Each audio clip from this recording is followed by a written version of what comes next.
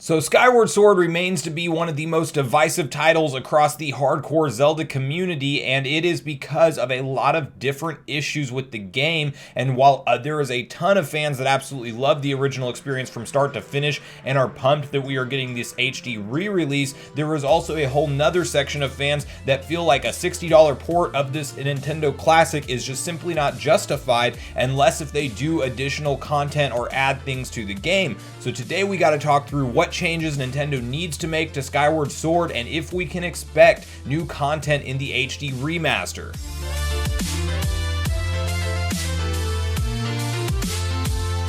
What's up, Nation? If it's your first time on the channel, make sure you join Sunbro Nation by subscribing below, hit the like button on this video if you enjoy it today, and make sure you turn on your bell notification icon so you're kept up to date with all the newest gaming news. Now guys, today we're talking all things Skyward Sword HD, because as we get closer and closer to the month of July, which is when this title will release, there is a lot of talk going on the internet around the $60 price point in this game and whether or not that is worth it. And while Skyward Sword is admittedly my least played 3D Zelda game, it was absolutely because of the forced motion controls for me, as I was not that big of a fan of them at the time on the Wii, and I definitely don't think they were accurate enough at that point in time to build an entire Zelda experience around. And while it was great to be able to play through an adventure and feel more like Link by swinging the sword and blocking with the shield, it was not implemented as well as it could have been on the traditional Wii controls. So now what's great is the first change that we do know to expect in this new Skyward Sword HD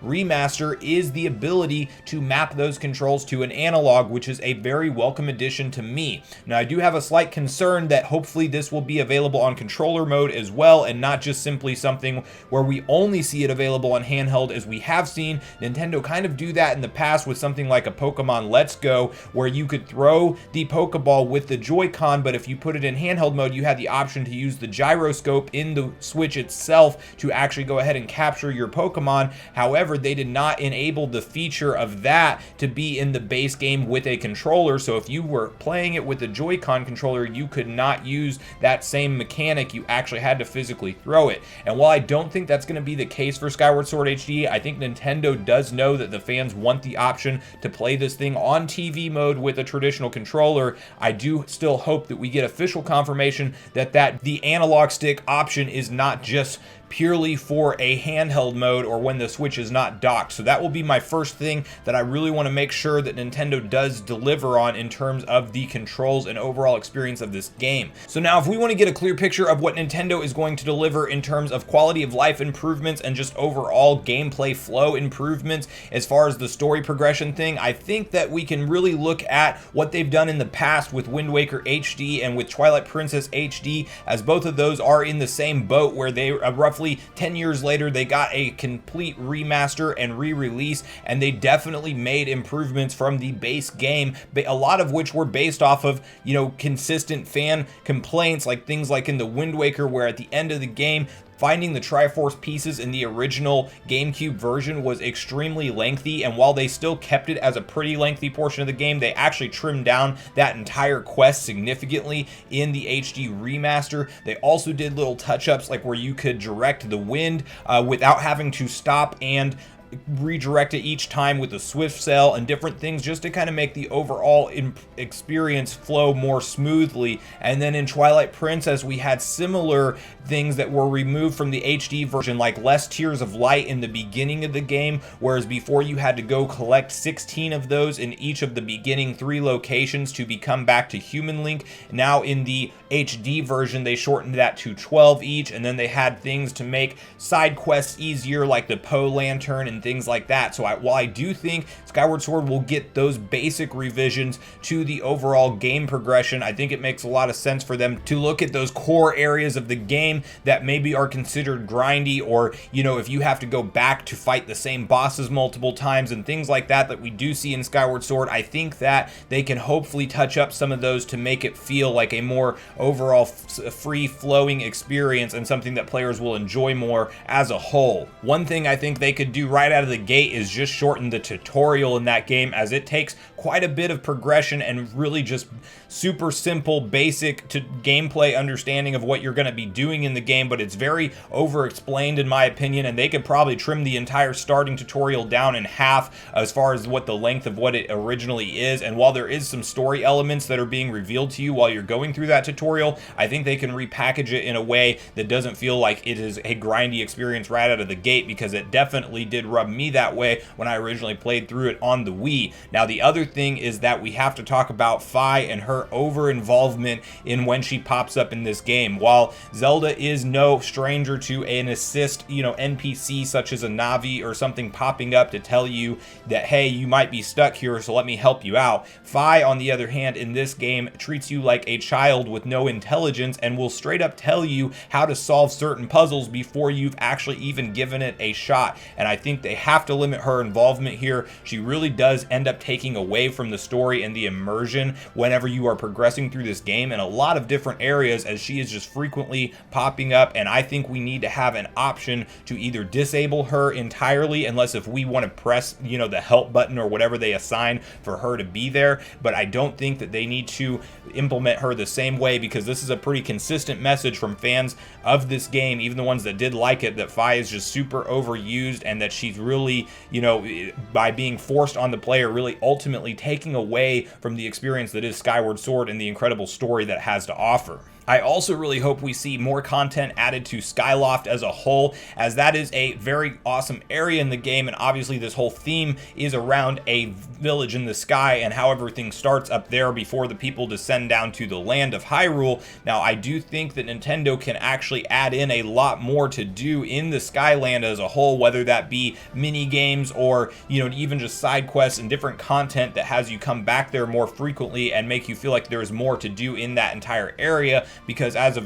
of the current version of the game, there is honestly not a lot to do other than fly around and see certain NPCs and things, and while it looks great, it's just not really much content there. So I think hopefully Nintendo does add some things to make it more of a justification to go to Skyloft and to actually do things there in the town and in the village, and maybe just more stuff to do actually in the air, flying on the bird as well, as opposed to just using it as more of a travel mechanic as it currently is. And when you speak about travel, I do think there has to be some form of a fast travel added into this game, as there is a lot of areas that you revisit that are technically pretty far away from each other. And I think a simple fast travel mechanic, maybe if you buy maps from somebody, maybe we see Tingle come back, which probably won't happen, but that would be something I would like to see. But something that you could basically have an overworld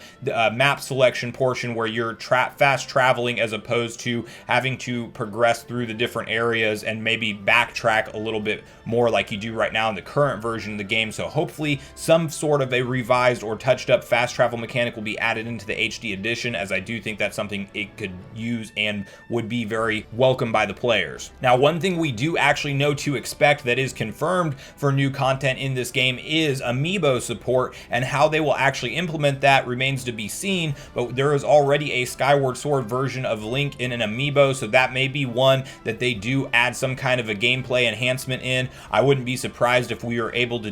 maybe use all the Zelda amiibos that are out there for different little perks. But, in something like a Twilight Princess HD, you could actually scan the Ganon amiibo to make the enemies do ×4 the damage. And there was other amiibos that would actually replenish your hearts and different little basic stuff like that. But there was the Wolf Link amiibo, which was actually an entirely new area that was added to the game, with the Cave of Shadows being an entirely new area that you could traverse through, and really just a big challenge to actually get the biggest wallet in the game. And while I hope that if they do something like this in Skyward Sword, that it will be a bigger reward, as the wallet doesn't really feel worth it like going through the Cave of Shadows, but we very well may see some new content actually linked to the Amiibo support in this title, as that is officially confirmed to be supported here, and we do know to expect it. We just don't know how Nintendo's going to utilize it. But if there's something like maybe they go larger and more massive than what what a Cave of Shadows was and unlock like a new temple or something to play through.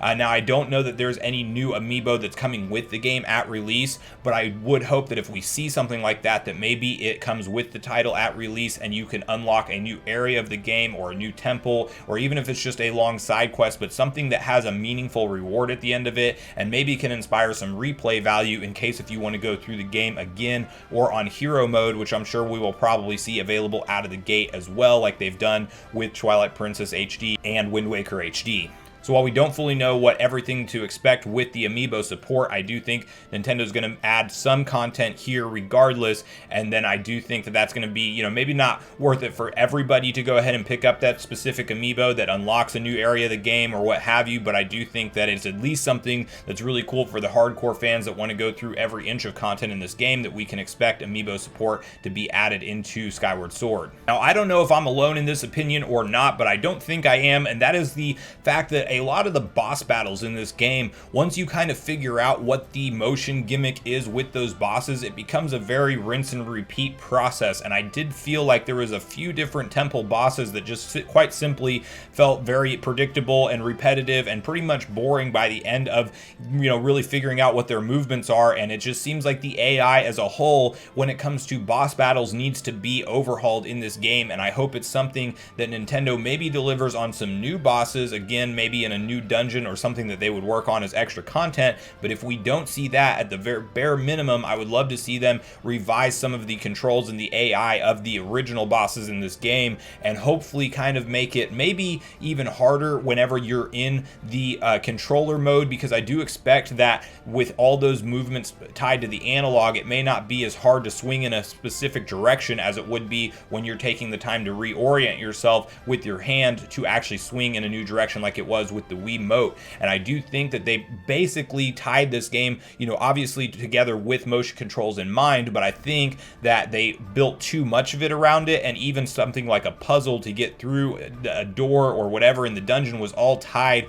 to that motion control. And I think it was an overused gimmick here, and I think if they actually step back and revise some of the puzzles and some of the bosses around the fact that now we have the option to toggle it onto a controller and maybe make it a little bit more difficult to predict the movements or the puzzles here with those motion controls, I think that that's going to be a welcome addition as well, because it was definitely overused and overexposed, and it was just the thing that they were pushing with the Wii hardware at the time. And now, while the Joy-Cons really technically do a better job at emulating real life motion, I think Nintendo knows that it's more of a option that certain fans want to play with, and not the forced gameplay controls at its core. So I hope that they do re-examine these boss battles, and that they do re-examine how you finish some of the puzzles in Skyward Sword to hopefully add some value for gamers going through this either the first time or replaying it in its HD form. But I would love to know your guys' opinions on what you're expecting from Skyward Sword HD, and if you think Nintendo will be delivering extra content in this game, and also how much content you think that'll be. Do you think it's something like what I'm kind of predicting, like a new area with Amiibo support and that's about it? Or do you think that they will be legit adding in new dungeons or scrap plans and adding in more content for this $60 price point, kind of like we saw them do with Mario's latest port, where they added in Bowser's Fury? That's a whole separate section of the game. So do you think we can expect more than just the base game with basic revisions, or do you think that that is all we're going to be getting for this $60 port from Nintendo? And also, guys, don't forget to go vote in today's community poll, where I will be asking more details on what you guys are expecting with the Skyward Sword HD release in July. Make sure you hop over to the community tab and let me know your thoughts there as well. Thanks so much for watching the video today, everyone. I do truly appreciate you all sticking around until the end. I do at this point in the video want to invite you all one more time to join Sunbro Nation. If you haven't done so already, do so by subscribing below. Hit the like button on your way out on this video if you enjoyed it today, and make sure you turn on your bell notification icon so you're kept up to date with all the newest gaming news. That's going to do it for me, guys. I hope you all have a great day. Sunbro Nation, out.